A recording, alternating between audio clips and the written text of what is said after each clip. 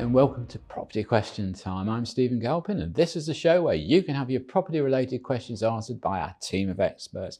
Joining me today all the way from Ipswich is John Howard, property developer, author, investor, TV panellist. 55 minutes on the train. Really? And you're still welcome for lunch. I'm not sure where it is, but anyway, I'll have a look on Google Maps and we'll see. Okay.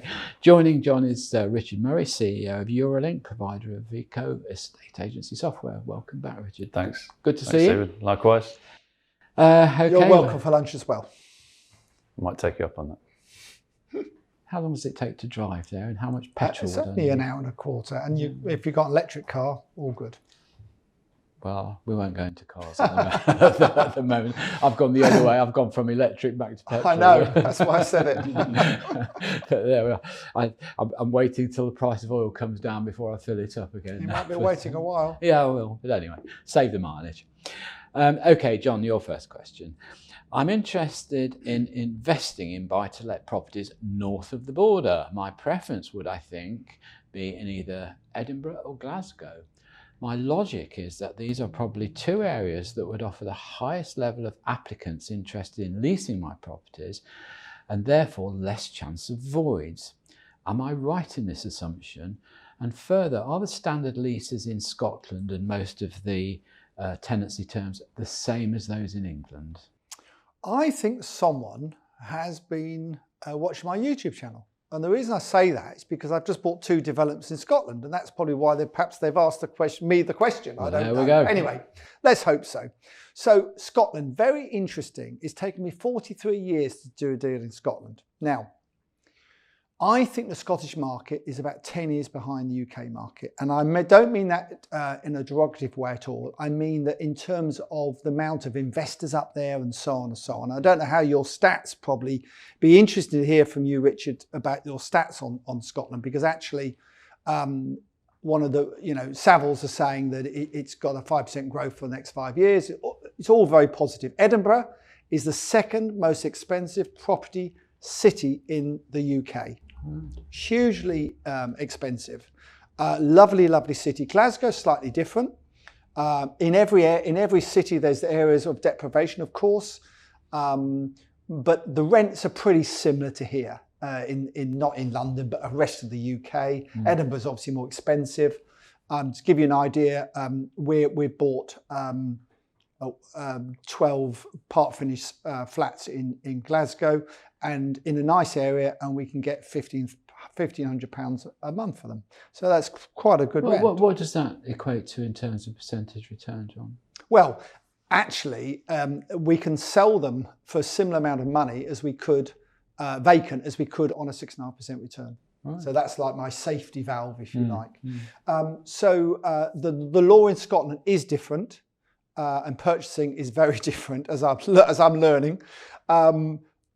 But the outcome's the same. The outcome is the same. And they have pressure areas in Scotland. So that's one thing to be careful of, where the government in Edinburgh and certainly Glasgow as well only allow you to put the rents up to a certain amount.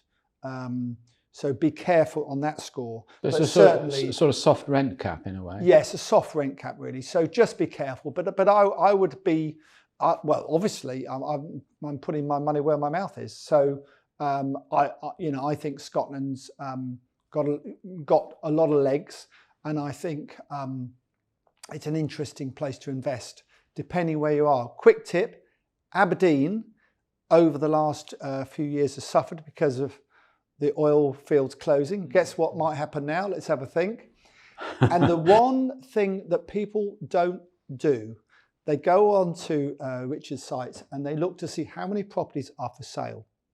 But if you look at an area that you're looking to invest in, look at the amount of properties to let. And in Aberdeen recently, there were 780 properties to let in Aberdeen. Aberdeen's not that big place. It's now come down to about 500. That's a sign of things improving. So we think the oil tip is Aberdeen. Yeah, so the oil fields are going to activate it again. Yep. Good. Okay, all right, thank you for that, John. Richard, your question. I think this one's a bit of a how long is a piece of string, but let's see. How much typically would it cost to digitalise my estate agency with good quality letting management software, bearing in mind that I have 6 negotiators, each with a PC and around 100 managed tenants? I would also like to know what sort of timescale I would be looking at from introducing the new system to complete functionality. Okay. You hinted at it, how long is a piece of string? If you put me on the spot, I mean, it could be anything from £50 a month to £500 a month. Right. What I would say is find the right software for your agency would be my best piece of advice, because we're all very different. We all offer, people might think we do the same things. We do the same thing in lots of different ways. I think if you're buying on price alone, you'll make a big mistake. Yeah. Again, in my experience, we've actually stopped operating at the sort of lower price point in the market, because what we were doing is we were spending a lot of time, money, resource, running around the country, demoing our software, pitching our software, pitching all the benefits, the scaling benefits, the cost saving benefits, the automation benefits, and being told we're more expensive, even though we'd categorically proved that an investment in our software will help you scale, automate, be more compliant, and so on. So it is a difficult one. The other thing, I think I would advise the most is, look, we're in a subscription world now. So what I would very much advise is if you're looking at this as a 6 user, you said PCs, but I would say make sure it's product agnostic, or there's at least access via mobile, tablet, etc. Make sure that's available. But in terms of costing, I would say if you've got 100 managed properties and 6 users, you definitely need software, because you've got twice as many staff as you need for 100 managed units. Yeah, but that's also, they're probably talking about estate agency and if it's estate agency, fine. But if it was just lettings, I thought the question was just lettings. But yeah, if it's both, that would make sense. Across a one system, I would say anywhere between sort of £50-60, literally, or right up to the sort of that £500 mark. But think about how the subscription model is being pitched, because the one area I would avoid is a per head, per seat model, per user model. It's quite an antiquated way of selling software. It's a throwback to user licensing, really. But in the subscription world, John, why would you buy a product that is based on number of people? Where's the software house's incentive to make you more efficient? I would argue it's better for them to be slightly less efficient, to have more heads, to have more revenue, if that makes sense. Yeah, I see. So I would say, look for a good subscription model that's based on maybe the size of your portfolio, which could grow, could decline in certain times. You might acquire businesses. You want to forecast for that. I think we, as a client, I would say we want to have some space to grow within it. Unfortunately, you're dealing with some pretty tricky customers with estate act. Now, you can't comment on that, I'm sure, but we've got all sorts of We negotiate with negotiators. Yeah, you negotiate with negotiators, and it's not easy. No, not easy, I imagine. Yeah. Richard, if I just come back to this subscription business, so just for the benefit of our viewers, let's just clarify that. So years and years ago, when Microsoft brought out Word or Excel or PowerPoint, you'd buy it for £100 on a disc or whatever, and that was the end of it. Floppy disk, wasn't it? Now you sign up for £70 a year, you get the suite, and it gets updated automatically, and you just renew your subscription. And so I think what you're referring to then is a similar sort of system within the software purchase. Yeah. I mean, no longer is there a huge capital cost. No, unlikely. Other than the implementation, of course. And again, something else to be wary of. 6 users. Those 6 users need to be very well trained. Yeah. They need to understand the system. Yeah. Again, as a technology company, I know our competitors are using online training tools. I don't agree with it. I think you need to be on site or bring those users to you. Richard, I think that's really important, actually, what you've just said, because some people are very comfortable, offline, doing it with someone miles away. But there's nothing like someone sitting there next to you and saying, right, this is how it works. What's the problem with that one? Do that. I think that's absolutely right. But it's even down to just video, not even a consultant or a trainer at the end of it. It's just literally, that's crazy. Do it in your own time. I see the pitch, I get the sales pitch, but the reality is, I would ask, what is your rollout? What does it cost? And what does it include?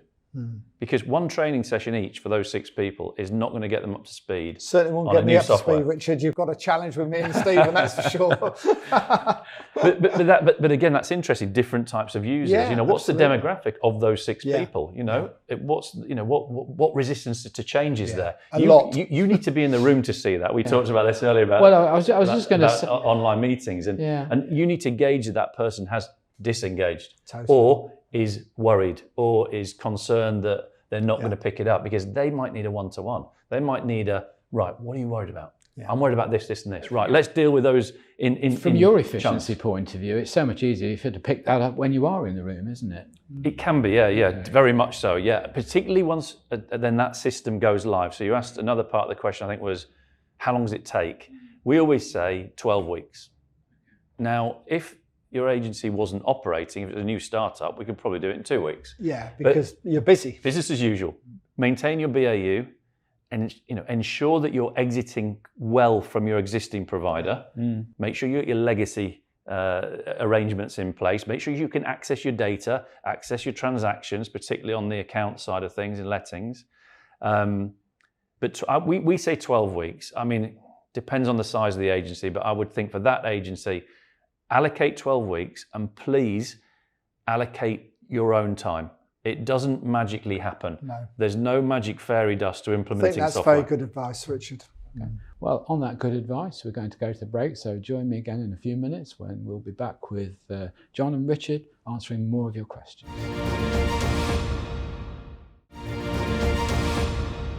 Hello and welcome back to part 2 of Property Question Time with John Howard and Richard Murray. John, your second question. Yes. Do the experts think that the shortage of construction industry workers, in the main created by Brexit, will continue and have an ever escalating cost consequence on the cost of housing in the UK? No, I don't. And the reason I don't think so is because I think that we're coming into a recession, there'll be less construction taking place. Yes, the housing associations and the charities will continue to build because they're building to rent. And certainly the government throw the money at that and will continue to throw the money at that because they're trying to build 300,000 houses a year. Last year they built, I think, 189,000. The year before was 230 before COVID. They're way off. They need to build 500,000 houses a year. But John, can I just pick you up on that? Before, I mean, there are a number of factors that govern the cost of construction. Yeah. It's workers, the cost of workers, the shortage of workers, then the value of those workers goes up in terms of wage responsibilities. Yes. You've then got materials, that's the cost of energy, the cost of oil for transportation, all those sort of factors. But I just want to go back to you say they only built 185,000 last year. They need to build 500,000. Who do you mean they? The government. So but the government don't build anything. They're the government targets. They've given them the housing, the Secretary of State for Housing has given those targets over the years, and they haven't. What, to industry in general? To industry, to house builders, basically. The top 10 house builders build something like 70% of the houses in the UK. They control the market, and of course, if they're going to sell less, they'll build less. Simple as that. The one thing I will say on employment side. Under Blair, everyone had the opportunity, and rightly so, probably to go to university. Now, this government have pushed apprenticeships a lot harder, and there's lots of people who have gone to university and come out with finding it very difficult to get a decent job. Lots of people can go into the building industry at 18 years old. In fact, they can go in at 16 if they're on apprenticeship. So they become sparkies, they can become, bricklayers, and that's the one, labour is intensive in the building industry. We need people, labour. Most other businesses need less labour all the time. Construction needs the same amount of labour as it did, 50, 100 years ago, or 50 years ago, certainly. The only argument to that is modular, of course, which is getting some sort of foothold in the market, but it's still very modular is still very, very expensive to build. And are there incentives for the building industry to take on apprentices? Are there good schemes? There's huge incentives via the apprenticeship scheme, and we need people, and they can earn very good money. Plumbers, electricians, bricklayers, roofers. There is a shortage of them because everyone has been hell bent on going to university and coming out with a big debt. But that will take a generation, I guess, won't it, to bring that current crop through, to create really good tradesmen like we used to have, our parents and our grandparents. That was something to be proud of, wasn't it? To be a very good to have a trade. It was get a trade, wasn't it? It was. I think they do come full circle, though. Yeah. Look, everything goes full circle, doesn't it? I mean, I can remember when we started to employ a lot of Polish immigrants on the building sites, the criticism was, oh crikey, that was built by the Polish, oh dear, be careful of that, not as good as our craftsmen. And that just evolved into soon turn around. We need Polish craftsmen, and also they stay in the UK, they get married, they have children, the whole thing just continues, doesn't it? And they're very hardworking. It enhances the community. It's a great example. Exactly. It further diversifies us as a diverse nation, and particularly London. Yeah. It was a quick change around. I agree. Yeah. Still there. And what about construction materials, John? Well, interestingly, the last month or so, timber's come down in price, and so's plasterboard. So. And of course, both those materials are used a heck of a lot in the industry.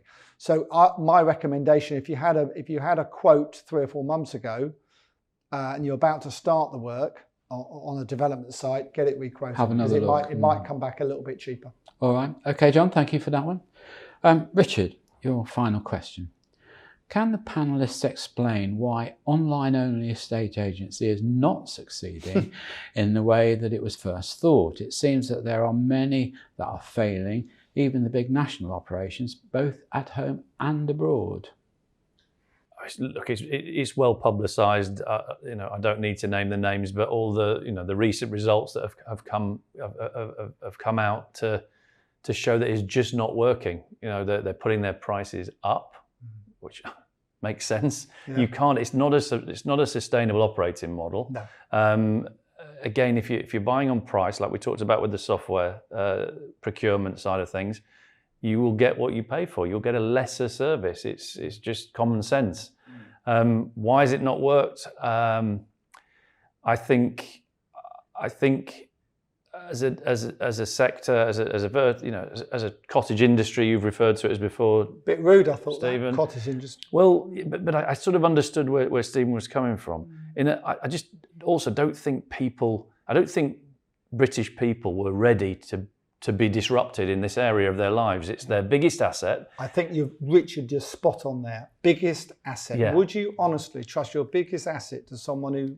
There's one thing buying something through Amazon. There's one thing using technology platforms to maybe purchase. I mean, look at the cars. Yeah. I mean, Kazoo now. Yeah. It's not working. It's just not working. John, that model. John, you may remember the retail outlet. I can remember my father saying to me, "Oh, this Comet that started up, this electrical retailer, not going in there. They don't even take the things out of the boxes. You've just got to point to the box and that's what you buy and hope when you get home it's what you... Because there was no trust in that kind of marketing then. Yeah. Boy, how we've changed. Now with Amazon, you just tick the box, yes, it comes. But the one thing with the estate agencies, no one likes paying for something up front before there's been any results. So that model, and now they changed it slightly, some of them, and said, oh, well, you have to pay it within a certain period of time. But they offer a two-tier system. Two-tier now. They didn't do to start with. But the amount they charged was too little. I mean, it costs us about £4,500 on average to sell a property in our estate agency after all costs. So they're charging probably a quarter of that. About £1,000, £1,200. Yeah. But once you've paid them, what incentive is there to do anything, Richard? Sales progression. I mean, they don't have any sales progression. I was going to say, but that's part. Yeah. Herein lies the problem. Yeah. The kind of, I guess, the unsung hero element of what your estate agency business do is that chasing, that coordinating, that sales progression. I say that getting a buy for the property is 30% of the job, literally. Yeah. The rest of it is all about driving that sell through. And I'm sure, over the years, Stephen, you've been on that phone. Yeah. We all have. Getting the deal through to completion. Yeah. And that's the skill. And I spoke to a managing director of one of the big people we potentially are talking about. And he said to me, John, we don't worry about sale progression because we know the other agents in the chain will do it for us. Because if there's a chain, they, but isn't an assumption, but it's true in a way. We will do that for them because we want our sale to go through. But instruction to completion ratios are poor. If that's poor and the service is deemed to be lesser service, they're not going to get the recommendations. It's not going to build. I mean, they're up to 7% at the moment market share. They were banking on a disruptive 50. Yeah. I always thought ambitious. 15. Yeah, maybe I thought 15, 20% maybe. Everyone was concerned 5-6 years ago. But it's 7 now. It was 8 in 2020. That peaked, so it shouldn't be going down yet. Well, I would say, Richard, when it's easy to sell property, they'll put it with these online agents because they're cheap. When things are tougher, we come into our own as a traditional estate agent. You need those skills. That's what I would say. You still want the best price though, and that's the other thing where I think it's failing. You pay a small upfront fee, but do you get the same price? I've said on these programs before, you don't. That's interesting. It's slightly, it is I think it's around 5%, but it's false economy. It becomes a false economy. I think there's something else here as well, and it's just a fundamental marketing point.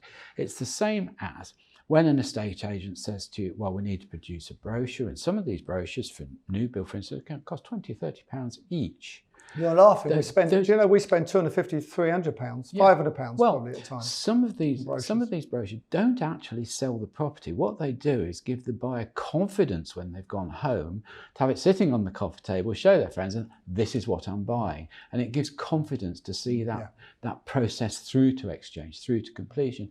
And I think in the same way, I'm not sure that somebody with a property for £1 million or £2 million or £3 million wants to have to show people around themselves, which really just an online referral does.